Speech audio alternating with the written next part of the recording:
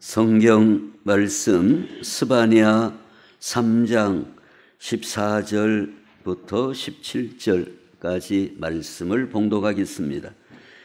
시온에 따라 노래할지어다. 이스라엘아 기쁘게 부를지어다. 예루살렘 따라 전심으로 기뻐하며 즐거워할지어다. 여호와가 내 형벌을 제거하였고 내 원수를 쫓아냈으며 이스라엘 왕 여호와가 네 가운데 계시니 네가 다시는 화를 당할까 두려워하지 아니할 것이라. 그날에 사람이 예루살렘에 이르기를 두려워하지 말라. 시온아 내 손을 늘어뜨리지 말라. 너의 하나님 여호와가 너의 가운데 계시니 그는 구원을 베푸실 전능자이시라. 그가 너로 말미암아 기쁨을 이기지 못하시며 너를 잠잠히 사랑하시며 너로 말미암아 즐거이 부르며 기뻐하시리라 하리라. 아멘. 자, 오늘 스바냐 말씀을 중심으로 같이 말씀을 나누시도록 하겠습니다. 스바냐서는 우리가 잘 읽고 하기가 좀 드문 그런 말씀입니다.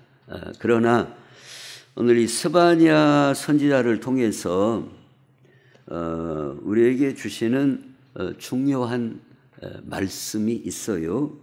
그것은 스바냐 1장을 한번 앞으로 넘기시면은 1장 1절에 아몬의 아들 유다 왕 요시야의 시대에 스바냐에게 임한 여호와의 말씀이라. 스바냐는 히스기야의 현손이요 아마리아의 증손이요 그다리아의 손자요 구시의 아들이었더라 그랬습니다. 보통 선지자를 소개할 때에 자기 아버지 정도 이렇게 소개하는 경우가 많은데 오늘 이 말씀에 보면은 4대에 걸쳐서 이 스바냐 자신을 소개하고 있어요.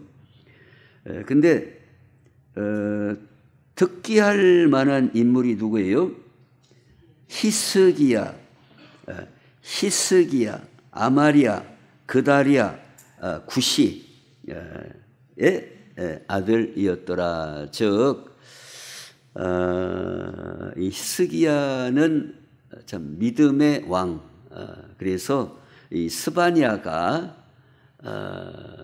이 왕족의 출신이고 그 다음에 믿음 좋은, 물론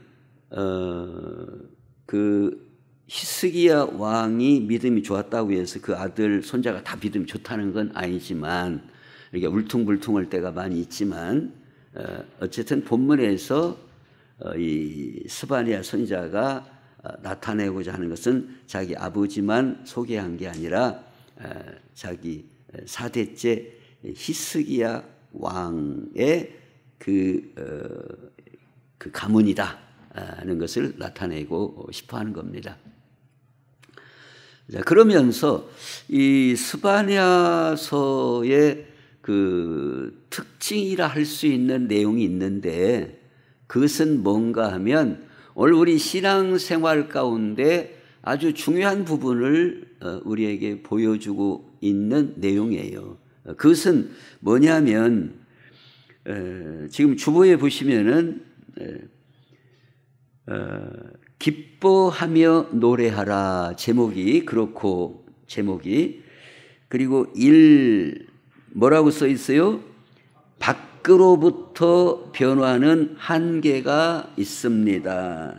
두 번째로는 진정한 변화는 안으로부터 시작됩니다. 이렇게 구분을 했어요. 왜 그런가 하면 우리가 지금 구약 성경의 여러 부분을 보시고 있는데 오늘 본문에서도 계속해서 끊이지 않고 나오는 내용은 뭔가 하면 이스라엘과 유다 백성들의 허물과 우상숭배와 죄악을 지적하는 이런 내용이 계속된다는 거예요. 오늘 그 주보를 한번 보세요. 1번 밖으로부터 변화는 한계가 있다. 그래서 스바냐 1장, 2장, 3장에 보시면은 먼저 스바냐 1장 4절 내가 유다와 예루살렘의 모든 주민들 위에 손을 펴서 남아있는 무엇을 바알을 그곳에서 멸절하며 그마림, 이또 다 우상이에요. 그마림이란 이름과 및 그 제사장들을 아울러 멸절하며, 예? 또 밑에 보면 말감, 다 우상 이름입니다. 그래서 이들이 여호와를 찾지도 아니하며 구하지도 아니한 자들을 멸절하리라. 유다와 예루살렘, 이 백성들이 계속해서 반복되는 게 뭐냐면 우상숭배. 우상숭배도 종교가 가지가지예요. 바알, 말감, 그마림, 또는 아스다롯, 여러 가지 그런 우상을 섬기는 것이 이게 줄기차게 계속되는 거예요. 어느 시대에 히스기야 왕이나 요시야 왕이나 이런 개혁되는 때가 있어요. 근데 그 왕이 지나가면 도로 또 진흙 구덩이로 또 들어가고 그런 모습을 반복적으로 보여줘요. 또 스바냐 2장 1절 수치를 모르는 백성아 모일지어다. 또 3장 1절 2절에도 패역하고 더러운 곳 포악한 그 성읍이 화 있을진저 그가 명령을 듣지 아니하며 교훈을 받지 아니하며 여호와를 의뢰하지 아니하며 자기 하나님에게 가까이 나아가지 아니하였도다. 이 스바냐 선지자뿐만이 아니라 계속해서 이스라엘과 유다 백성들의 그 죄악이, 우상숭배가, 그 부패함이 끊이지 않는다는 거예요. 끊이지 않는다. 조금 우선했다가 좀 어느 정도 지나면은 또 그러고 마치 우리 사람이 아픈 데가 이런 데가 있어요. 아픈 데가 예를 들어서 피부라든가 그런데 가렵고 좀 뻘거죽죽하고 그래서 이렇게 좀 이렇게 연고 같은 거 바르면은 그때 조금 나섰다가 또 며칠 지나면 또 막 가려가지고 막 긁었다가 그러면 얘가 또 썩나고 또 긁은 손톱 자국까지 막 나가지고 그래가지고 아이고 안 긁어야지 또 가려운데도 막 긁으려다가 아이고 참아야지 이렇게 하다가 또 연고 좀 바르고 주고 그러다가 또 지나면 또 그러고 나설만 하면 또 그러고 인간의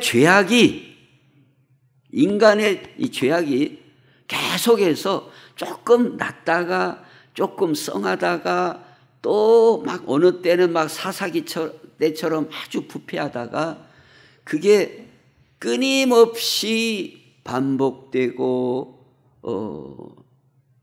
도돌이표처럼 되는 역사가 구약 성경을 통해서 보여주시는 인간의 모습이다 하는 겁니다. 그런데 오늘 이 스바냐 선지자를 통해서 우리에게 주시는 중요한 메시지는 오늘 본문에 읽은 말씀과 같이 하나님께서 어떻게 하시겠다는 건가 하면 주님이 우리 인간의 몸을 입으시고 우리 가운데로 오시겠다는 거예요. 성령님이 우리 가운데 오시겠다는 거예요. 그러니까 인간은 약도 그런 수가 있어요. 어느 경우에는 이게 바르면은 밖에 피부에다가 바르면은 그때는 조금 괜찮은 것 같은데 이게 잘 안 나서요. 그리고 먹어야 낫는 경우가 있어요. 또 어떤 경우는 아주 수술을 해서 떼어내 버려야 치료가 되는 수가 있어요. 완치가 되는 수가 있어요. 이게 떼어내 버리면은 속에 있는 걸 아주 그냥 끄집어내 버리면 완치되는 수가 있어요. 그러니까 성경은 우리에게 무엇을 말씀하고 있는가 하면 이 구약의 많은 교훈과 율법의 말씀들은 우리를 밖에서 우리에게 가르쳐 주시는 말씀이라는 거예요. 율법은 밖으로부터 우리에게, 외부로부터 밖으로부터 우리에게 주시는 말씀이다. 근데 이 율법의 말씀은 물론 잘 듣고 순종하면 좋아요. 순종하면 좋은데 듣고 순종할 때는 괜찮은 것 같은데 이게 또 시간이 지나면 이게 또 잘 안 되는 거예요. 힘들다는 거예요.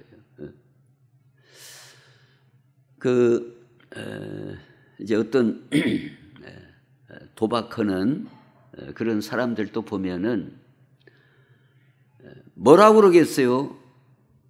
도박을 하고 돈을 잃고 그 집이 못 살게 생기고 그러면은 뭐라고 그러겠어요?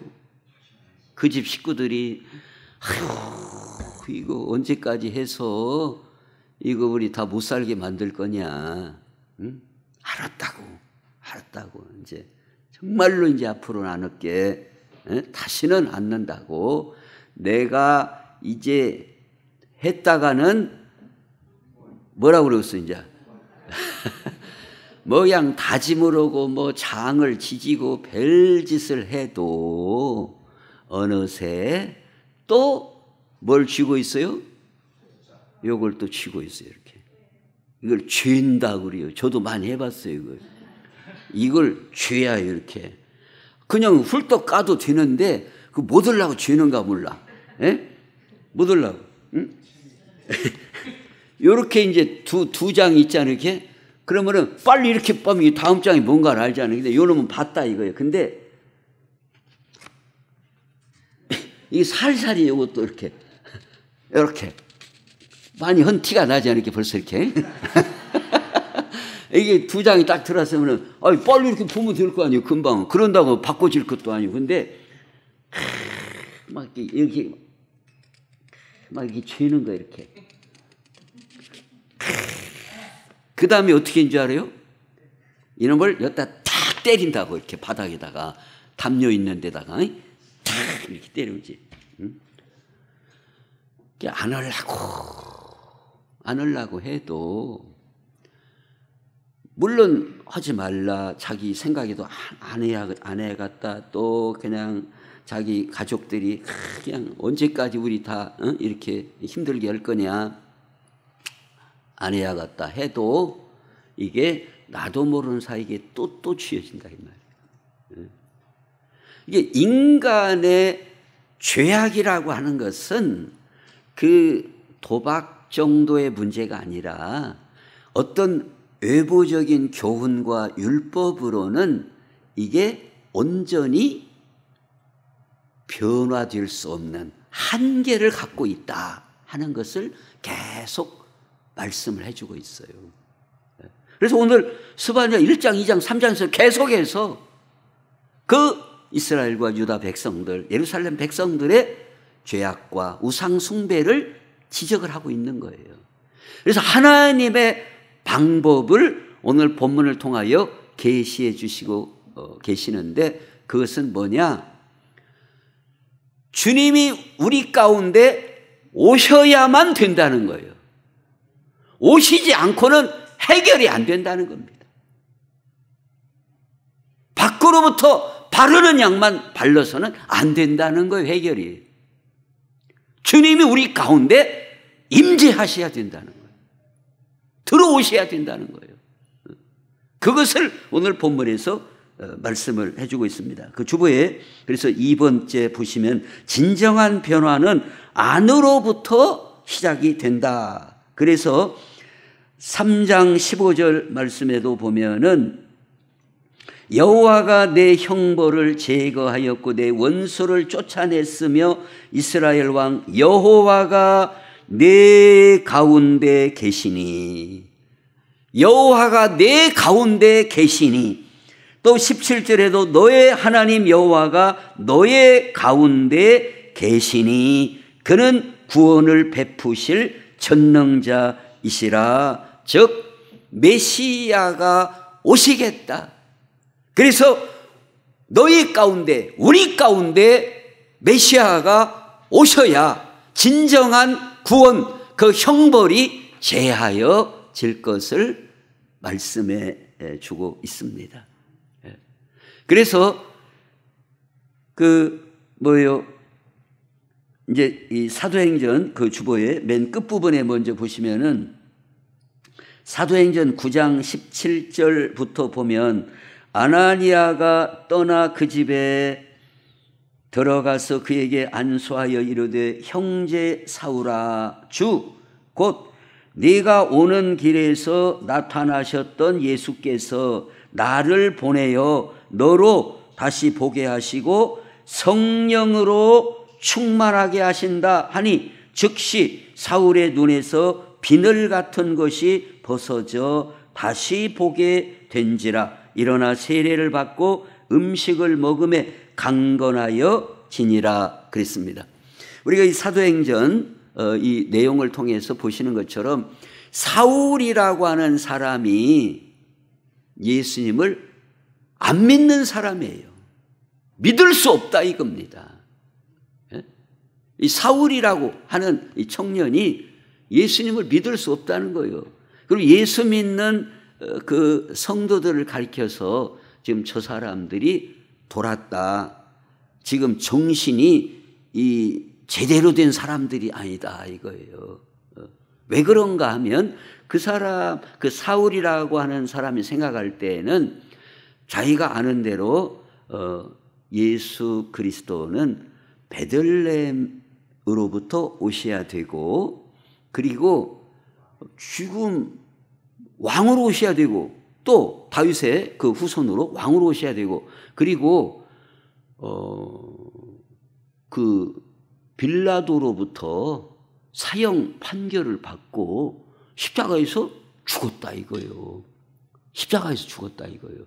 어떻게 메시아가 사형 판결을 받고 죽어 무덤 속에 들어갔는데 그러한 예수가 살아났다고 지금 정신 나간 사람들이 지금 어떻게 사형 판결을 받고 죽은 사람이 살아났다고 저기 완전히 돌았든지 완전히 지금 뭐 떴든지 지금 뭔가가 지금 정상 비정상이다 이거예요. 근데 더 많은 사람이 오염되지 않기를 위해서 자기가 막 잡으러 당기고 쉽게 말해서 계몽을 하고 그래야겠다 이거예요. 지금 내가 지금 가만히 있을 때가 아니다. 지금 정신 나간 사람들 제정신 돌아오게 해야 한다 하는 이 사명감을 갖고 막 예수 믿는 사람들을 막 붙잡아다가 정신 챙겨. 안 챙기면 알지? 그래서 막 이 가까운 데가 아니라 막 멀리 막 지방까지 막 담에 새기고 막 쫓아다니면서 자기는 나름대로 의로운 일, 바른 일을 한다고 쫓아다니는 거예요. 그러한 사울이 그 다메섹 가는 도상에서 부활하신 예수님께서 사울아, 사울아, 네가 왜 나를 핍박하느냐? 깜짝 놀라서 주여 니시니까 나는 네가 박해하는 핍박하는 예수라. 그리고 이제 오늘 이 말씀과 같이 거기에 이제 물론 이름이 동명이이지만 아나니아 그 사람을 사울에게 보내게 되고 안수 기도하게 되고, 그래서 비늘 같은 것이 벗어지고 완전히 새 사람이 돼요. 변화되는 사람이 돼요. 이게 진정한 변화는 어디서부터 오는가 하면 지금 이 사울이라고 하는 사람이 누구 뭐 교훈을 받고 누구한테 막 너 정신 챙겨, 너 지금 뭔 짓을 하고 다니냐, 그런 말을 듣고 바꿔진 게 아니에요. 주님이 그 심령 속에 말씀을 주시고 성령으로 충만하게 하심으로 말미암아 그가 진정한 변화가, 진정한 새 사람으로 나타나게 되는 것을 말씀해 주고 있다 이겁니다. 그러니까 오늘 우리도 마찬가지다는 거예요. 오늘 우리도 진정한 변화는 어떻게 해야 되는가? 오늘 우리의 삶의 진정한 변화도 어떻게 해야 되는가? 그것은 예를 들어서 우리가 오늘 교회에 나와서 하나님 앞에 예배 드리고 하는 것도, 아이고 여보 오늘 주일이여 정신 챙겨, 지금 지난주에도 안 갔지, 가야요. 물론 그렇게 해서 나올 수 있어요. 근데 이건 한계가 있는 거예요.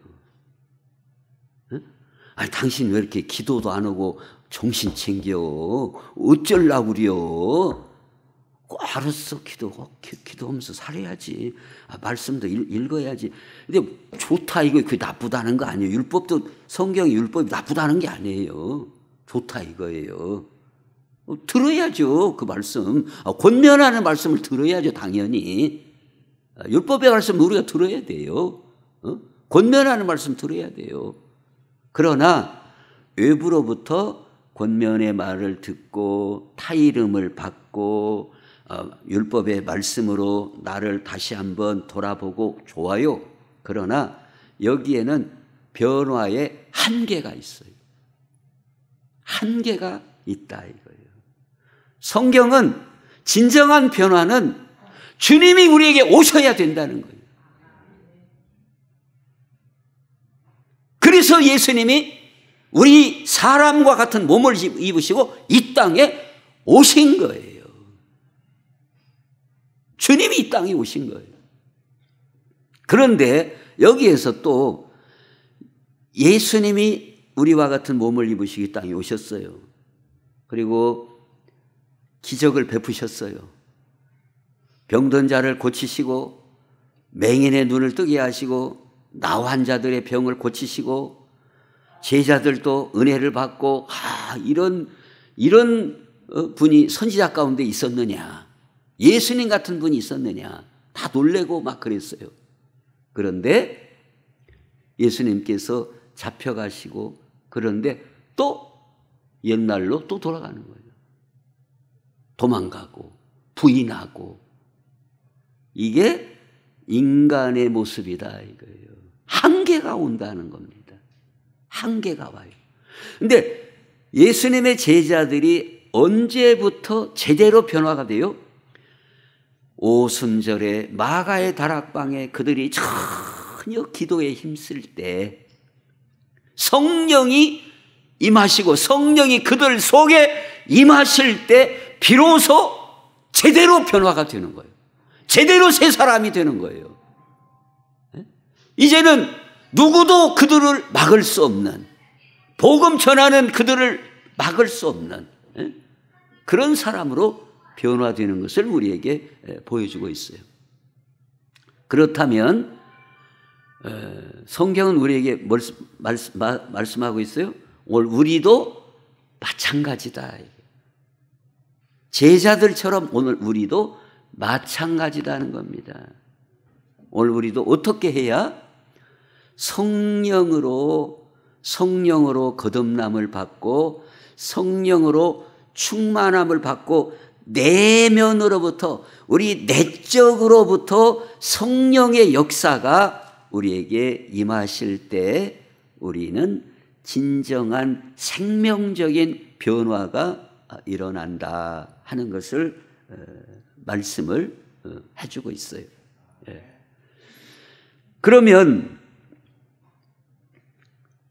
이제 그 누가복음 4장 오늘 주보의 말씀에서도 보시는 것처럼 예수께서 그 자라나신 곳 나사렛에 이르사 안식일에 늘 하시던 대로 회당에 들어가사 성경을 읽으려고 서심해 선지자 이사야의 글을 들이거늘 책을 펴서 이렇게 기록된 데를 찾으시니 곧 주의 성령이 내게 임하셨으니 이는 가난한 자에게 복음을 전하게 하시려고 내게 기름을 부으시고 나를 보내사 포로된 자에게 자유를 눈먼 자에게 다시 보게 함을 전파하며 눌린 자를 자유롭게 하고 주의 은혜의 해를 전파하게 하려 하심이라 그랬습니다. 자, 오늘 우리가 하나님 앞에 진정한 그 변화의 모습, 성령이 임재하시고 성령이 역사하셔야 되는 것과 함께 예수님은 어떤 예수님이에요? 어떤 예수님이에요?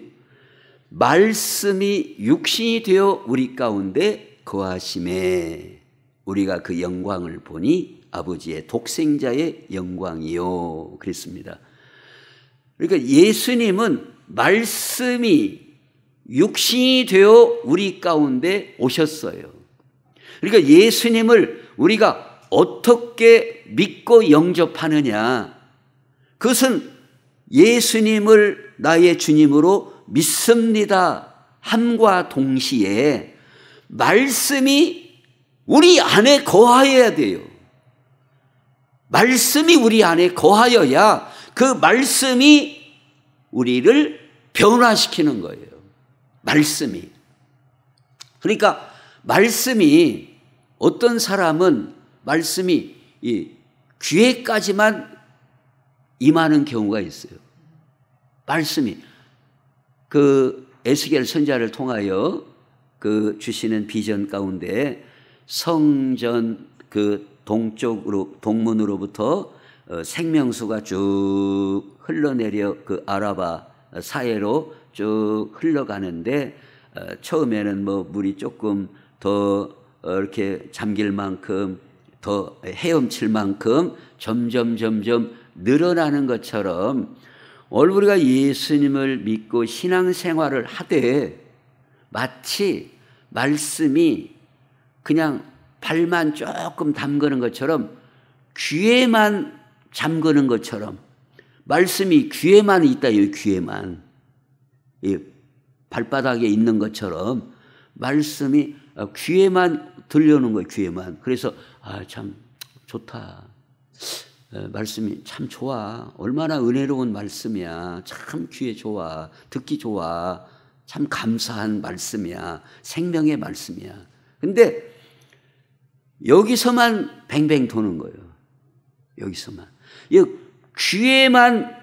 귀에만 있는 말씀은 우리를 변화시키지 못하는 거예요. 귀에만 있는 말씀. 오늘 성경은 그 말씀이 어째야 그 말씀이 우리를 변화시킨다는 거예요? 순종하는 믿음, 행하는 믿음이라야 우리의 삶이 변화되는 역사가 일어난다는 거예요.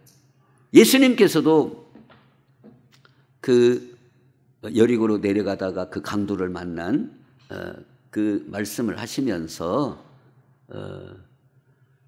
제사장이 지나가는 거예요. 봤어요, 똑같이. 이 사람들도 전부 다 말씀이 어디에만 있는 사람들이야. 다 귀에만 있는 사람, 발바닥에만 있는 사람이에요. 레위인도 봤어요, 다. 근데 눈에만 있고 귀에만 있는 거예요. 그러고 그냥 지나가는 거예요. 근데 어떤 사마리아 사람은 그를 불쌍히 보고 자기 물질을 거기다가 쓰고 소독을 시켜주고 싸매주고 감싸주고 자기 짐승에 태워서 주막으로 데리고 가고, 예수님께서 하신 말씀이 뭐예요? 가서 너도 이와 같이 하라 이거예요. 이와 같이 하라 이거예요. 말씀을 듣고 귀에만 머무르는 게 아니라 말씀이 내 심령 속에 들어오고 그 말씀대로 행할 때 이 말씀이 우리의 삶을 온전히 변화시키는 역사가 일어난다. 말씀이 내 안에 들어와 있어야 우리의 삶의 변화가 일어난다는 거예요. 그냥 율법의 말씀처럼 정신 차려야지, 조심해야지, 도둑질하면 안 되지, 미워하면 안 되지, 참 좋은 말씀이야. 참 하나님 말씀 너무나 은혜가 돼. 귀에 좋아 너무나. 근데 이 말씀이 우리 속에 들어와서 이 말씀대로 행하고 움직이지 않으면 그냥 앞가짐기 발라가지고 그때 조금 놨다가 조금 있으면 또 가려운 것처럼 근본적인 변화가 일어나지 않는다 이거예요. 하나님은 우리가 어떻게 되기를 원하시는가? 근본적인 영적인 변화가 일어나기를 원하신다는 거예요. 그냥 껍데기만 바꿔지는 게 아니라 껍데기만, 귀만, 발바닥만 바꿔지는 게 아니라 심령 중심으로부터의 변화가 있어야 되는데 그것은 내 힘으로 안 된다는 거예요. 내 노력으로 안 된다는 겁니다. 주님이 우리 속에 들어오셔야, 말씀이 우리 속에 임하시고 성령이 우리 속에서 움직이셔야 그 힘으로 바꿔지는 거고 변화가 일어나는 거지, 그냥 귀에 들리는 말씀, 발바닥 잠기는 말씀으로는 내 힘으로, 내 의지로, 내 노력으로 우리의 생각과 삶이 변화되지 않는다는 거예요. 약간, 조금, 그냥 막 우라카이, 그냥 옷 우라카이 해서 입는 것처럼 살짝 이렇게 조금, 옛날에 우라카이 알죠? 그냥 막 다 그것밖에 없은 게 막 색깔이 막 바래고 막 그러면 우라카이 하면 조금 나서요. 근데 우라카이도 그놈이요. 그 옷이요. 안팎만 바꿨을 뿐이에요.